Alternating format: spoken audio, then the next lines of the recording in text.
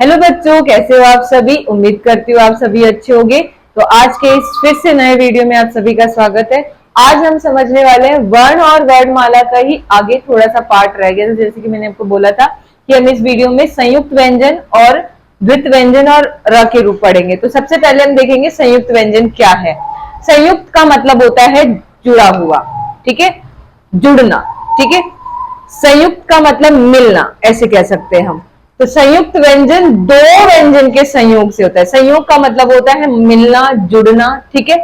तो दो अलग अलग व्यंजन यहाँ पे संयुक्त है, पर द्वित आप देखोगे उसमें भी दो व्यंजन वर्ण मिलते हैं, पर द्वित में सेम व्यंजन वर्ण मिलते हैं और संयुक्त में दो अलग अलग व्यंजन वर्ण मिलते हैं, ठीक है। संयुक्त व्यंजन दो व्यंजनों के संयोग से बनते हैं और इसमें हम दो अलग अलग वर्ण देखेंगे।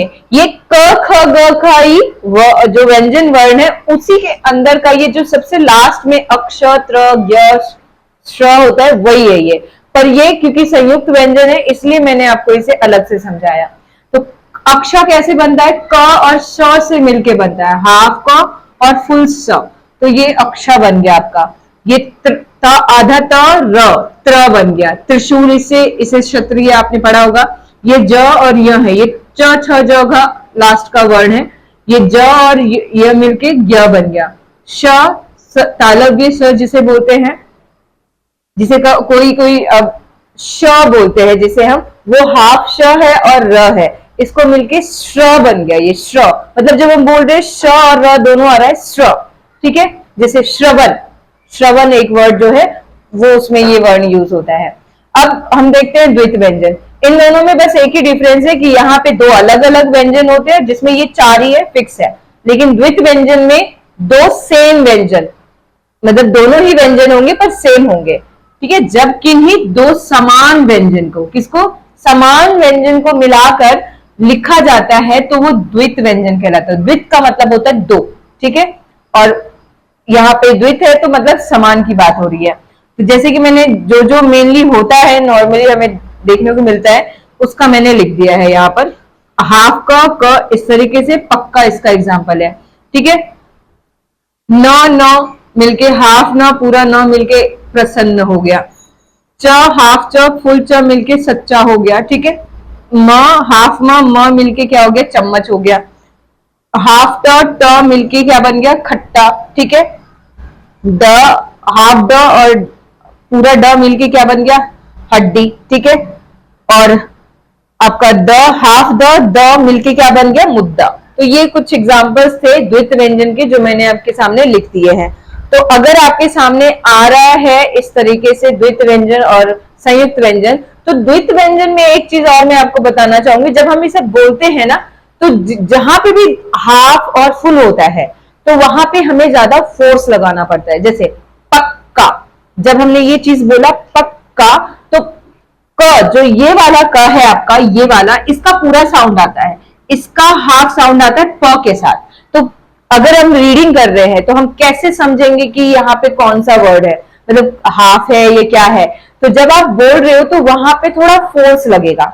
जैसे पक्का, तो ब्रेक करके पढ़ोगे माइंड में, अपने माइंड को इंस्ट्रक्शन दोगे समझने के लिए कि कैसे हम इसको लर्न करेंगे। तो ऐसे आप ब्रेक डाउन करके लर्न कर सकते हो। पक्का इट मीन्स पक, जैसे बोल रहे तो पक के साथ जो क का साउंड आ रहा है हाफ क है ये, और का पूरा साउंड आ रहा है, तो ये पक्का। इसी तरीके से प्रसन्न, जब हम बोल रहे हैं प्रसन्न, तो सन्न जब हम बोल रहे हैं, न बोल रहे हैं, तो यहाँ पे फोर्स लगता है, थोड़ा हम ज्यादा फोर्स लगा के बोलते हैं प्रसन्न, ठीक है। तो हाफ न और पूरा न।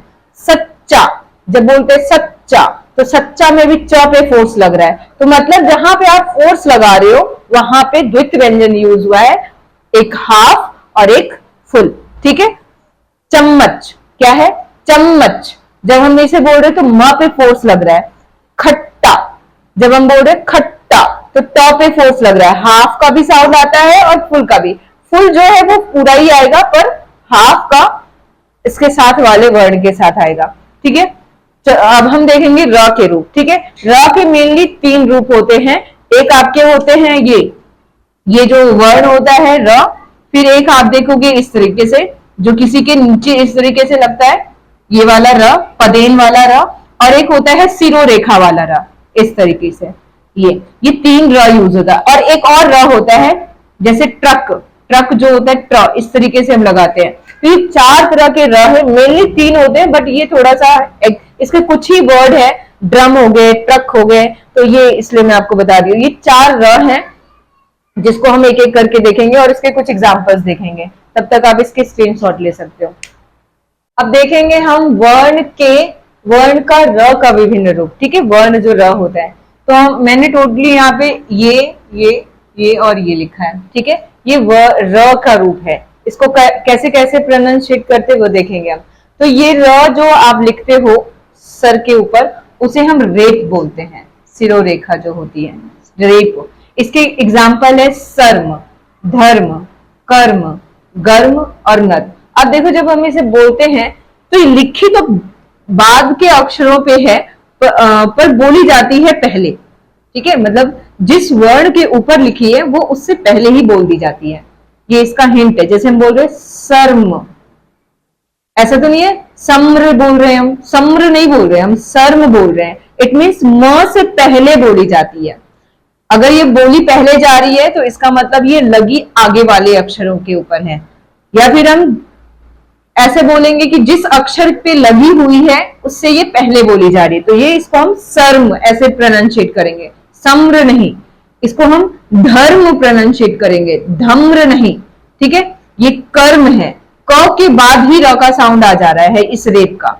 जिसपे लगी है उसके साथ साउंड नहीं आ रही है, उससे पहले आ रही है। तो ये इसकी पहचान है कि रेप वाली जो र है उसकी साउंड पहले आ जाती है, बजाय जिस अक्षर पे लगी है उसके बाद नहीं, उससे पहले आती है।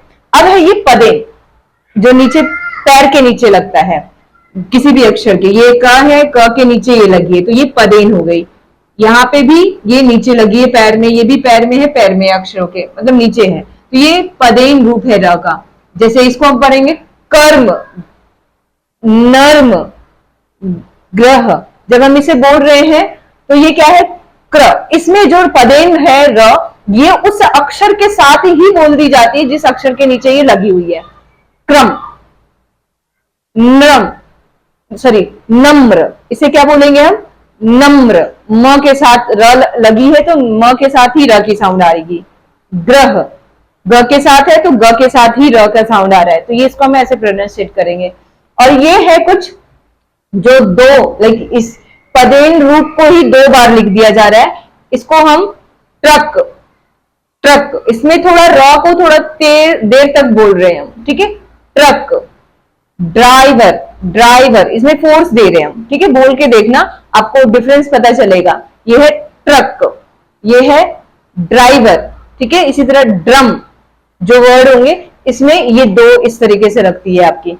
एक र का जो आपको व्यंजन का वर्ण का जो र होता है, जो पूरा र है वो ये है। ये सभी हाफ र का है। ये जितने भी आपने 3 देखे हैं ये हाफ र का साउंड देता है। और ये जो है व्यंजन वर्ण ये फुल र है, कंप्लीट। ठीक है, पूर्ण रूप से ये है, कंप्लीट है। तो ये हो गई आपकी व्यंजन वर्ण वाली, रस्सी, रेल, जो भी र से देखोगे।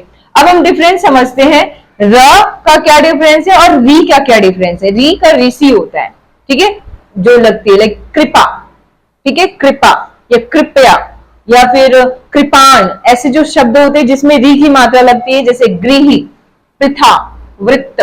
ये जो वर्ड है ये री की है, इसमें री की साउंड आती है और इसमें र की साउंड आती है। ठीक है, र के जो जितने रूप देखे उसमें हमने ये देखा ये ग्रह है, प्रथा है, ये प्रथा। देखो यहाँ पर 2 वर्ड है, इन दोनों में साउंड समझने के लिए मैंने ये आपको लिखा है मैंने। ये ग्रह है और ये गृह है। ग्रह और गृही, इन दोनों में साउंड आपको क्लियर समझ में आ रहा है, बहुत डिफरेंस है इसमें। ये है प्रथा, ठीक है, और ये है प्रथा। ठीक है, प्रथा मतलब जो रीति रिवाज होते हैं और प्रथा मतलब पृथ्वी या फिर अब माँ बोल सकते हो, माँ है इसका अर्थ। इन दोनों में इसके शब्द का अर्थ भी अलग है और साउंड भी अलग है। तो इन दोनों में डिफरेंस बहुत अच्छे से क्लियर समझ आ रहा है। बट वही है ना कि आपको माइंड को इंस्ट्रक्ट करना पड़ेगा कि इसका ऐसा साउंड है, इसका ऐसे साउंड है, आप जिससे कि इजिली डिफरेंशिएट कर पाओगे। ठीक है, नेक्स्ट है व्रत, इसे हम व्र बोलेंगे, व्रत। यहाँ है वृत्त, क्या है ये? वृत्त, री की साउंड आ रही है। वृत्त का मतलब चक्र और व्रत का मतलब जो उपवास करते हैं, फास्टिंग होती है। तो ये शब्द के अर्थ भी अलग है और साउंड भी अलग है, बहुत क्लियर समझ आता है। डिपेंड करता है कि आप समझ रहे हो या नहीं। आप उस चीजों को बोल के देखोगे तो बहुत क्लियर समझ आएगा, बहुत अच्छे से समझ आएगा और आप लिख भी पाओगे उसे, अगर कोई शब्द प्रोनाउंशिएट करता है तो वर्णमाला के, वर्ण और वर्णमाला का पार्ट जो था यहां तक था। अब हम नेक्स्ट वीडियो में एक नेक्स्ट टॉपिक देखेंगे। तब तक के लिए जय हिंद।